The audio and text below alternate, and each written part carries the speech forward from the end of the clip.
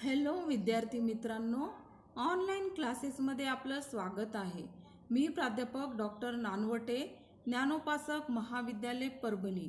आपण अभ्यासत आहोत BA सेकंड इयर इतिहास विषयातील paper Chhatrapati Shivaji end his times. आज क्लासमध्ये आपण अभ्यासणार आहोत अफजल खानचा वध। अफजल खान हा आदिलशाही दरबारातील एक कर्तबगार, मुत्सद्दी, धोरणी असा सरदार होता। तो आदिलशहाचा दासीपुत्र होता। कर्नाटकच्या मोहिमेमध्ये जी कामगिरी होती त्यामध्ये त्याने महत्त्वाची भूमिका बजावली होती। शहाजी राजे आणि अफजल खान यांचा सुरुवातीला संबंध चांगला होता, परंतु कालांतराने या दोघांच्या संबंधामध्ये बेबनाव निर्माण झाला। कनकगिरीची जी मोहीम होती त्या मोहिमेमध्ये अफजल खानाने वेळीच मदत न केल्यामुळे त्या मोहिमेमध्ये असणारे शिवाजी राजांचे ज्येष्ठ बंधू संभाजी यांचा अंत झाला। शहाजी राजे यांना आदिलशहाने जेव्हा कैद केले होते त्या कैद करण्यामध्ये आणि त्यांना अपमानास्पद वागणूक देण्यामध्ये अफजल खानचा पुढाकार होता। अफजल खान हा वाई प्रांताचा सुभेदार होता आणि या प्रांतामध्ये शिवाजी राजे यांनी मोठ्या प्रमाणावर बंडखोरी केली होती। आदिलशाही प्रदेशातील अनेक किल्ले जिंकले होते। आदिलशाही प्रदेश जिंकायला सुरुवात केली होती आणि यामुळे अफजल खानचा एक स्वाभिमान दुखावला गेला होता। आता शिवाजी राजांचं एक पारिपत्य करणे किंवा बंदोबस्त करणे अफजल खानलाही आवश्यक वाटू लागले होते। यावेळेस आदिलशाही दरबारामध्ये या राजगादीवरती अली आदिलशाह हे बसलेले होते, परंतु पूर्ण जो कारभार होता तो त्यांची सावत्र आई बडी बेगम साहिबा या पाहत होत्या। ताज उल मुखद्दिरात उर्फ बडी साहिबा या पाहत होत्या आणि या दरबारामध्ये रोजच शिवाजी राजे यांच्या बंडखोरीच्या काही ना काही बातम्या येऊन धडकत होत्या। आता शिवाजी राजांचे पारिपत्य करणे, त्यांचा बंदोबस्त करणे बडी बेगम साहिबांनाही आवश्यक वाटू लागले। यासाठी त्यांनी भर दरबारामध्ये एक पैजेचा विडा लावला आणि तो अफजल खान या सरदाराने उचलला आणि अशी प्रतिज्ञा केली की मैं शिवाजी को गिरफ्तार करके हुजूर के आगे पेश करूंगा। अर्थात अशी प्रतिज्ञा केली आणि आपल्या स्वारीची अफजल खान यांनी तयारी करायला सुरुवात केली। आदिलशहाकडून मोठ्या प्रमाणावर अफजल खानने सैन्य मागून घेतले, तर अफजल खानला या स्वारीच्या मागचा जो मूळ हेतू होता तो शिवाजी राजांचा बंदोबस्त करण्यापेक्षा त्याचा अंत करणे हे त्याचा मूळ हेतू होता आणि समकालीन कागदपत्रामध्ये आपल्याला अशा प्रकारचे उल्लेखही आढळतात। अर्थात 16 जून 1659 मध्ये अली आदिलशहाने कान्होजी जेदे यांना लिहिलेले जे फरमान आहे त्यामध्ये आदिलशाह लिहितो की शिवाजींचा पराभव करून निर्मूल फडशा करावा, शिवाजीचे निस्बतीचे लोकांस आश्रय न देता ठार मारून या दौलतीचे कल्याण इच्छिणे। डच पत्र व्यवहारात सुद्धा आपल्याला असाच काहीसा उल्लेख आढळतो। आदिलशहाने सेनापती अब्दुल्ला खान उर्फ अफजल खान याला मोठ्या सैन्यानिशी त्याच्यावर अर्थात शिवाजी राजेंवर पाठविले।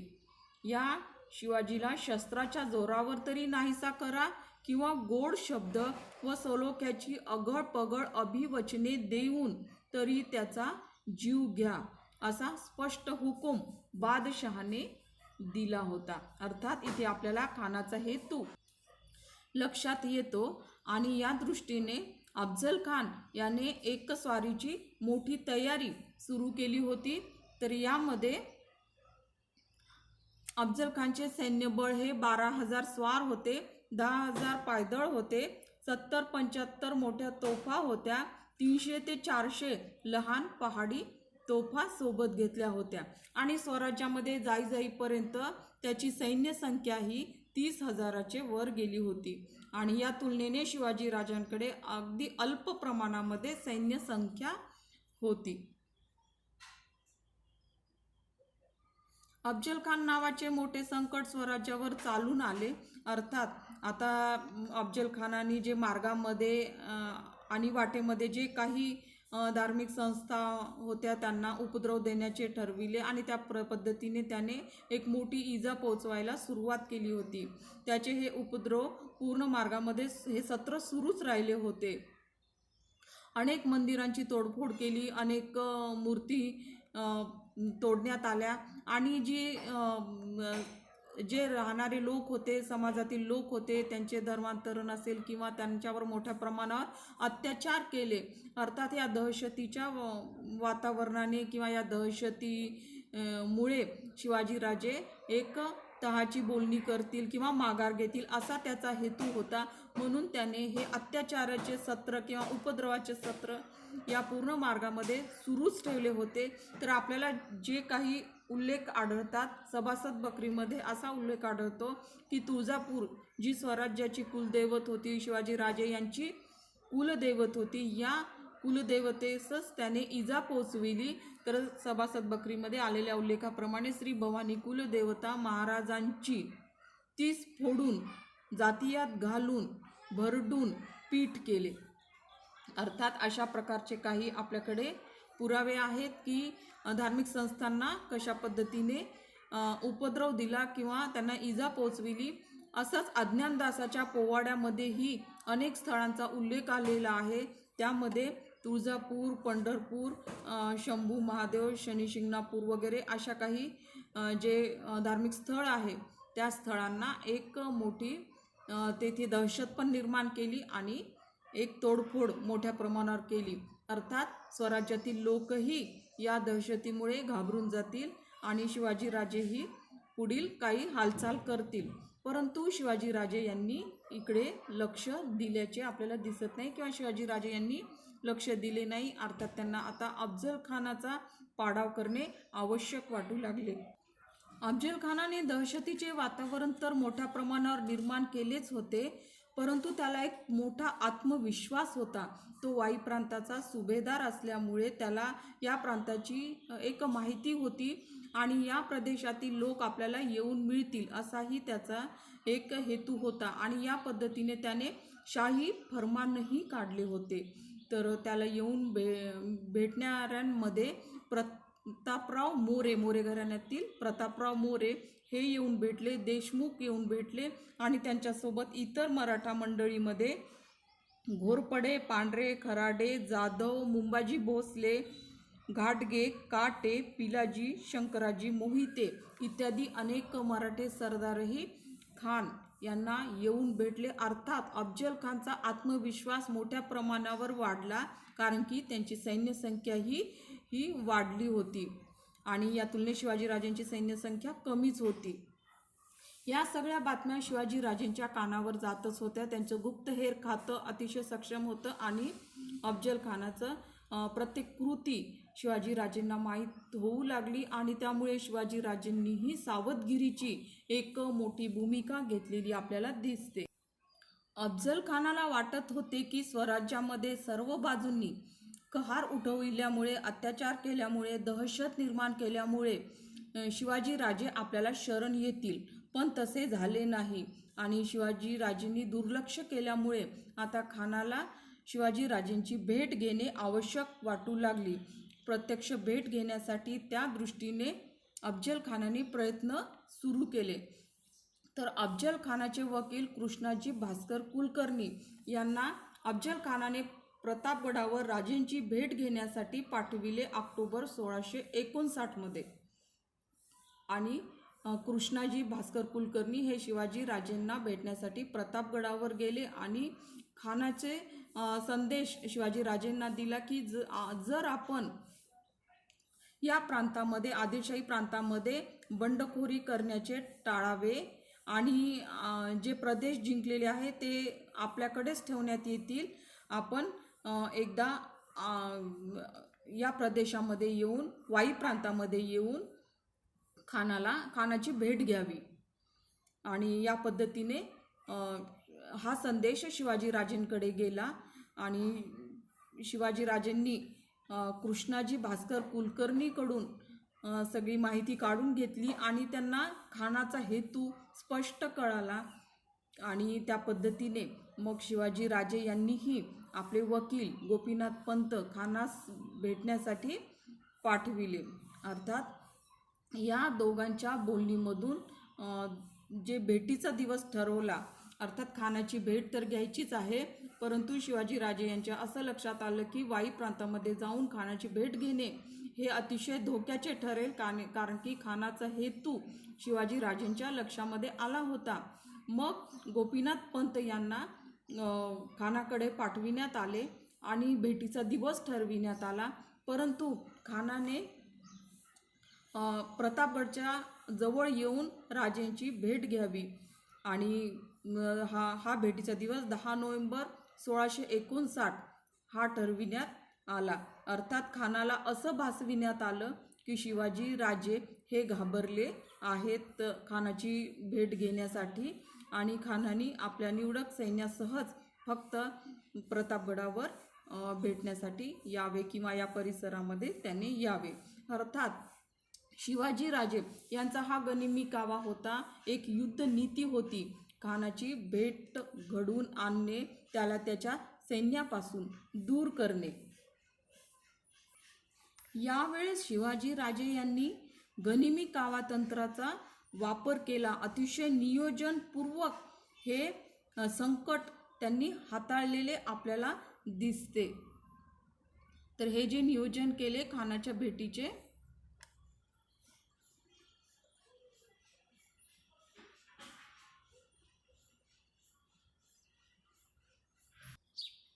खानाच्या भेटीचे नियोजन पाहत असताना खान हा वाईवरून, ही वाई प्रांत, तो विजापूरहून सरळ वाईकडे आला होता आणि वाई प्रदेश किंवा तेथील तो दुर्गम असा जावळी प्रदेश त्याच्या परिचयाचा होता. येथून हा रणतोंडीचा घाट आहे, हा घाट पार करून त्याला प्रतापगडाकडे बोलवायचे नियोजन शिवाजीराजे यांचे होते आणि त्यामध्ये ते यशस्वीही झाले. अर्थात खान हा रणतोंडीचा घाट उतरून प्रतापगडाकडे निघाला. अर्थात हे भेटीचे जे आणि त्याने आपली फौज मात्र इथेच मोठी फौज एक मागेच ठेवली होती आणि शिवाजीराजे आता घाबरले आहेत असं त्याला एक भास निर्माण झाला आणि त्या पद्धतीने तो मोठ्या आत्मविश्वासाने शिवाजीराजे यांना भेटण्यासाठी निघाला होता. आता शिवाजीराजेंकडे तर सैन्यसंख्या कमी प्रमाणात होती, तर ही सैन्यसंख्या ही एवढी प्रतापगडावर, हा प्रतापगड, इथे प्रतापगडावर ठेवणे किंवा इथे किल्ला छोटा असल्यामुळे एवढं सैन्य इथे ठेवणे शक्य नव्हतं.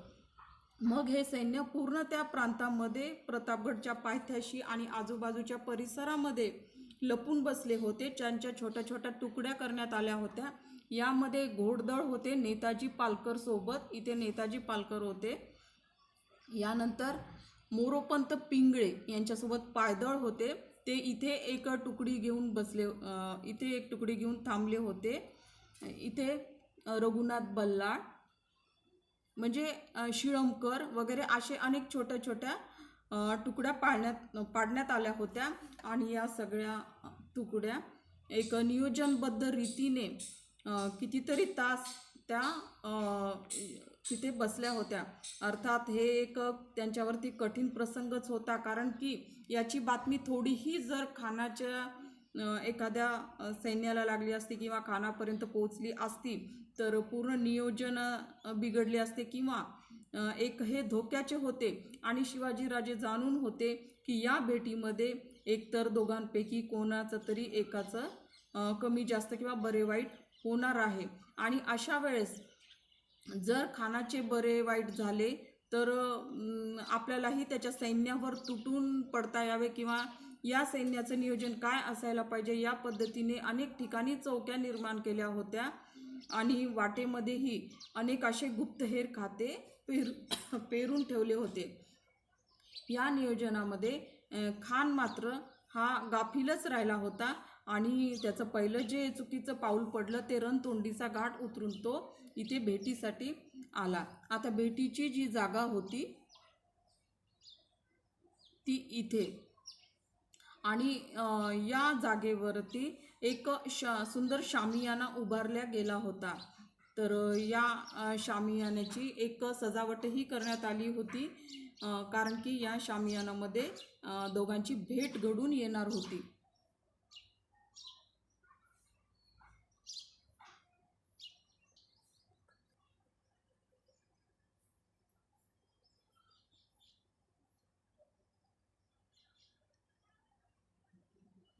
खान भेटीसाठी या भागाने इकडे निघाला, आणि जी भेटीची जागा होती ती, जे मचान होते तिथे एक सपाट जागा प्रतापगडच्या पायथ्याशी, तर ही मुद्दाम निवडण्यात आली होती, कारण की या मचानावर तिन्ही बाजूंनी अशी खोलदरी असल्यासारखं होतं, आणि तिथे फारसं सैन्य खानाला नेता येणार नव्हतं. खान आपल्या काही सैन्यासोबत भेटीसाठी या शामियानाकडे निघाला. त्यावेळेस पंतनी निघताना तर काही विरोध केला नाही, एवढे सैन्य कशाला घ्यायचं म्हणून, परंतु इथे जवळ आल्यावर खानाचे 1,500चे सैन्य इथेच ठेवण्याचे पंतांनी त्यांना एक सांगितले, परंतु खानाने ऐकलं नाही. पण त्याला पुढे हे ऐकावंच लागलं, कारण की तो आता एक मोठ्या जाळ्यामध्ये अडकत चालला होता. त्याला माघार घेणे एक शक्य नव्हतं, आणि 1,500चं त्याचं जे सैन्य होतं ते पायथ्याशीच ठेवावं लागलं त्याला, आणि तो वरती थोडा चढून या माची पाशी आला. अर्थात ही आहे इथं भेटीची जागा, आणि या जागेवरून किल्ल्यावर काय चाललं हे दिसत नाही, पण किल्ल्यावरून खाली सर्व काही दिसतं की त्या शामियान्याच्या तिथे काय हालचाली सुरू आहेत. अशा पद्धतीने शिवाजीराजे यांनी आपली एक व्यवस्था नियोजनपूर्वक केली होती, खानाच्या भेटीचे नियोजन. अर्थात हा प्रतापगडचं ते किल्ला आणि ते टोक की तिथून खालील पूर्ण व्यवस्था दिसत होती. तर अशा पद्धतीने हा जो शामियाना आहे उभारला होता, अतिशय सजावटीपूर्ण, की ज्यामध्ये खान गेल्यावर त्यालाही एक आश्चर्य वाटले की शिवाजीराजे आपल्याला घाबरले आहेत, आणि एक पूर्ण व्यवस्था त्या शामियानामध्ये केली होती. आणि वरती इथून खाली पूर्ण खालचं हालचाली दिसत होत्या, पण खालील व्यक्तींना वरती काय चालले ते दिसत नव्हते. अशा पद्धतीने हे युद्ध तंत्र शिवाजीराजेंनी या वेळेस आखले होते, आणि त्या पद्धतीने अफजल खानाची भेट घेण्याचे ठरविले होते. अर्थात आता अफजल खानांनी खालीच आपले सैन्य ठेवले, आणि थोड्याशा निवडक काही लोकांबरोबर तो वरती शामियानामध्ये आला. वेगवेगळ्या ठिकाणी जे सैन्य लपून बसलेलं होतं शिवाजीराजे यांचं, त्यांना ही सूचना देण्यात आल्या होत्या की रणशिंग फुंकल्यावर आणि तोफांचा गडगडाट झाल्यावर त्यांनीही आपल्या आक्रमक हालचाली अतिशय वेगाने करायच्या आहेत. तर त्या पद्धतीने नेताजी पालकर यांना या वाईकडे जो सैन्य होतं, छावणी होती अफजल खानाची, त्यावर हल्ला करायचा होता, आणि हे घोडदळ असल्यामुळे वेगाने ते जाऊ शकत होते, आणि मोरोपंत पिंगळे यांना इथे जाऊन या बाकीचे जे अफजल खानाचं सैन्य होतं त्यांच्यावर हल्ला करायचा होता. आणि अशा पद्धतीने हे पूर्ण नियोजन झालं होतं, आणि जागोजाग पण हे सर्व रघुनाथ बल्लाळ वगैरे असे काही मातब्बर सरदारही ठेवलेले होते, आणि त्यांच्यासोबत छोट्या मोठ्या तुकड्या होत्या. अर्थात अतिशय काटेकोरपणे नियोजनपूर्वक हे सर्व नियोजन शिवाजीराजे यांनी आखले होते, आणि एकाची बातमी दुसऱ्याला नव्हती की कोणाला काय कार्य दिलेलं आहे.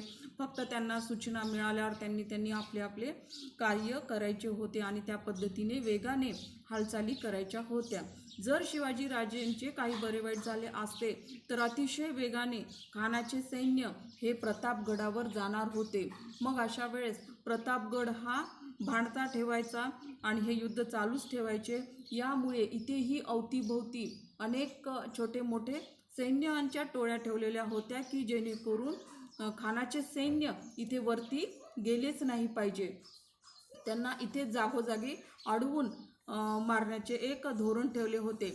आणि वेळ ही अशी ठरवली होती तर मध्यान्हाची वेळ होती आणि शिवाजीराजे यांनी एक भेटीसाठी मुद्दाम जितका वेळ होईल आणि त्या पद्धतीने त्यांनी उशीर केला. आणि अफजल खान यांना भेटीची आतुरता लागली होती की केव्हा शिवाजीराजे मला येऊन भेटतात, कारण की शिवाजीराजे हे घाबरलेले आहेत अशा याच्यामध्ये तो होता. आणि त्या पद्धतीने तो वाट पाहत बसला. जेव्हा शिवाजीराजेंना कळालं की खानाच्या शामियानामध्ये त्याचे काही कर्तबगार सरदार पण आहेत आणि मग आपण घाबरलो आहोत आणि भेटीला येण्याचे राजे टाळत आहेत असा संदेश त्याच्यापर्यंत पोहोचला. मग त्या पद्धतीने अफजल खानसोबत असलेला सय्यद बंडा याला शिवाजीराजेंनी हरकत घेतल्यामुळे बाहेर काढण्यात आले. आणि शिवाजीराजेंसोबत जिवा महाला व संभाजी कावजी हे 2 हुद्देकरी होते आणि खानसोबतही नंतर 2 हुद्देकरी होते.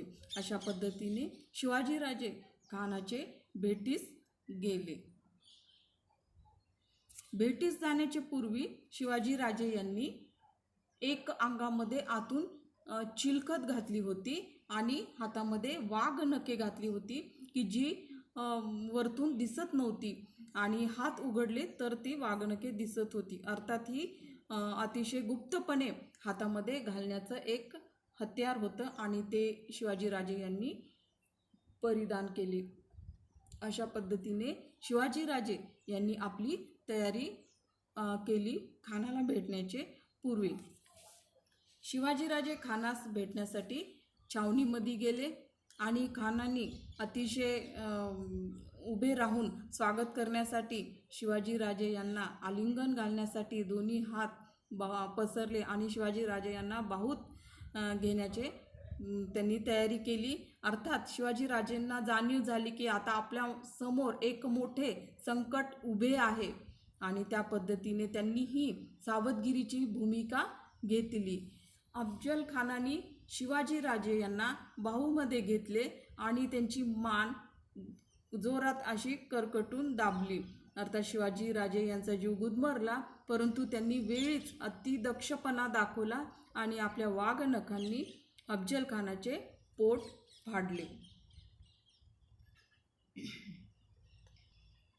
खानाने शिवाजीराजेंच्या कुशीत खंजीर खुपसला होता, परंतु शिवाजीराजे यांनी आतून चिलखत घातलेले असल्यामुळे त्यांना कोणतीही इजा झाली नाही आणि अतिशय सावधगिरीने मोठ्या चपळाईने त्यांनी आपली मान सोडवून घेतली. आणि इथे तर खानाचा वार निष्फळ ठरला, पण शिवाजीराजे यांनी वाघ नखांनी त्यांचे खानाचे पोटाचे आतडे हे बाहेर काढले आणि खान जोरात ओरडला, दगा दगा, आणि असं म्हणून तो बाहेर पळाला आणि आपली जी पालखी आहे त्या पालखीमध्ये तो जाऊन पडला.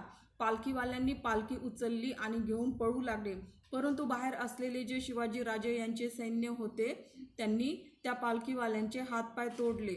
पालखी खाली पडली आणि खान हा खाली पडला. अर्थात सरदारांनी येऊन जे मराठी सरदार होते त्यांनी येऊन खानाचे मस्तक धडा वेगळे केले. शिवाजीराजे अतिशय वेगाने शिवाजीराजेही थोडे जखमी झाले होते, ते अतिशय वेगाने गडाकडे निघाले. गडाकडे गेले आणि जे संदेश द्यायचे होते किंवा जे रणशिंग फुकायचे होते ते रणशिंग फुकणाऱ्यांनी रणशिंग फुंकले. तोफांचा एक कडकडाहट झाला. तोफांच्या आवाजाने सगळीकडे जे सरदार पसरलेले होते ते सर्व सावध झाले आणि त्यांनी आपल्या हालचाली वेगाने करायला सुरुवात केली. अर्थात उशीर झाला होता आणि जवळपास हळूहळू अंधारही पडू लागला. खानाच्या सैन्याला कळेनासे झाले का नेमकं काय झालं ते, आणि त्यांना कुठे जायचे हेही लक्षात येत नव्हते. आणि यातच मराठा सरदार आपल्या सैन्यानिशी त्यांच्यावर तुटून पडले. अर्थात अनेक सरदार इथे मारल्या गेले. अशा पद्धतीने अफजल खानचा इथे वध झाला. जे शामियानाच्या बाहेर जे मराठे सरदार होते त्यांनीही त्वरेने हालचाल सुरू केली आणि बाहेरही युद्ध सुरू झाले होते आणि जे लांब लांब छावणी होती त्या छावणीपर्यंतही सर्व सैन्यांना एक युद्धाची एक त्यांना तर माहीत नाही झालं की नेमकं काय झालं मध्ये, परंतु त्यांनाही या युद्धासाठी तोंड द्यावे लागले आणि अशा पद्धतीने या लढाईमध्ये एक जे स्वराज्याला संपत्ती मिळाली त्यामध्ये मोठ्या प्रमाणावर स्वराज्याला लाभ झाला. यामध्ये 95 हत्ती, 1300 उंट मिळाले, 4000 घोडे मिळाले, 1800 बैल मिळाले, 70 तोफा, 3 लाखांचे जडजवाहीर मोहरा, 7 लाखांचा खजिना, 10,000चे कापड मिळाले, 14,000 राहुट्या मिळाल्या, 14,000चे डेरे मिळाले, बंदुका, तलवारी, पट्टे, बाले अशा अनेक प्रकारची संपत्ती, शस्त्र, अस्त्र शिवाजीराजेंना मिळाली. अर्थात या पद्धतीनेच जे युद्धतंत्र निधी होती किंवा गनिमी कावा होता त्या पद्धतीनेच आखला होता की खानाची पूर्ण संपत्ती आणि जे काही त्याचे सैन्य होते तेही आपल्या पदरात पडावे, तर काही सैन्य हे नंतर स्वराज्यामध्ये येऊन मिळाले आणि जी संपत्ती होती तीही स्वराज्याला प्राप्त झाली. अर्थात हा जो गनिमी कावा होता तो इथे शिवाजीराजेंचा यशस्वी झाल्याचा आपल्याला दिसते.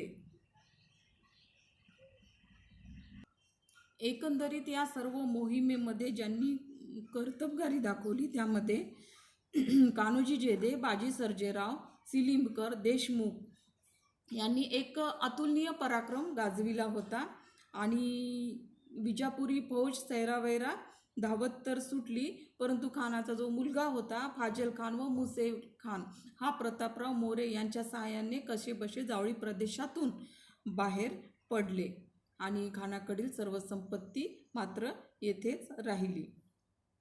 युद्ध संपल्यानंतर शिवाजीराजे यांनी शरणार्थी जे आले होते त्यांना अभय दिले आणि विश्वासघात करून खानाला ज्यांनी मदत केली होती त्यांना प्रायश्चित म्हणून त्यांच्यावरही कारवाई केली. तर अशा पद्धतीने या पूर्ण मोहिमेमध्ये शिवाजीराजे यांनी एक अतुलनीय पराक्रम दाखवला, गाजवला आणि त्यांनी जे युद्धनीती, युद्धतंत्र, गनिमी कावा वापरला होता तो अतिशय म्हणजे इतिहासामध्ये सोनेरी अक्षराने लिहिण्यासारखा एक पराक्रम होता.